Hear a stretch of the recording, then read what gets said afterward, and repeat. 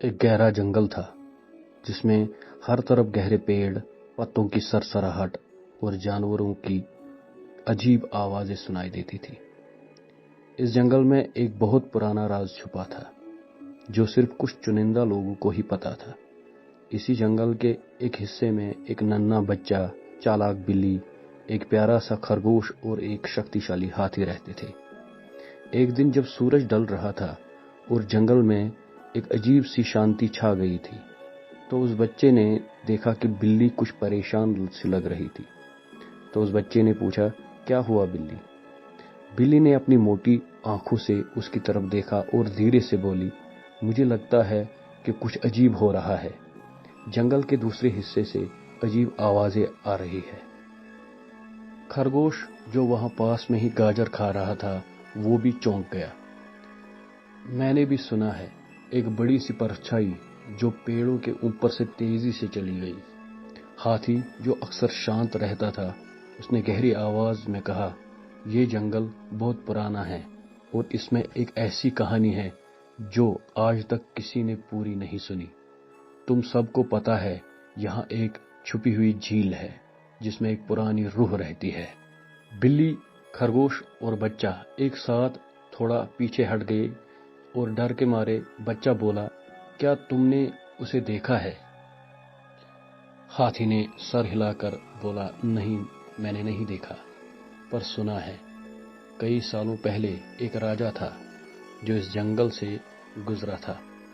उसके पास एक अनमोल हीरा था जो उसने यहाँ छुपा दिया था, मगर फिर वो राजा वापस नहीं आया और उसकी आत्मा भी यहीं पे जंगल में भटक रही है।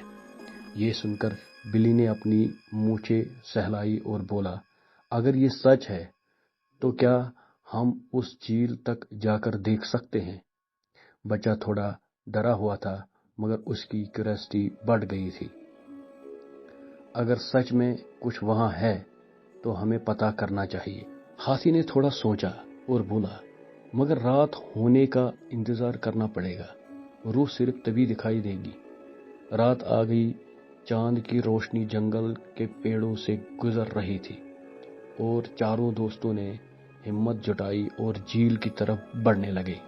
हर कदम पर जंगल और गहरा और गहरा और गहरा होता जा रहा था। जब वे झील के पास पहुंचने लगे तो हवा एकदम बंद हो गई। पानी बिल्कुल शांत था, मगर उसमें एक अजीब सी चमक थी। अचानक पानी हिलने लगा। एक परछाई धीरे धीरे उठी और एक भयानक आवाज में बोली, तुम यहाँ क्या ढूंढने आए हो? बच्चा एक कदम पीछे हटा। फिर बिल्ली ने हिम्मत दिखाई और बोला, हम जानना चाहते हैं कि आप कौन हैं। क्या आप वही राजा है जो अपना हीरा खो चुका है? रूह एक पल के लिए चुप हो गई। फिर उसने कहा, अगर तुम सच में इतने बहादुर हो तो मेरा दिया एक काम करो।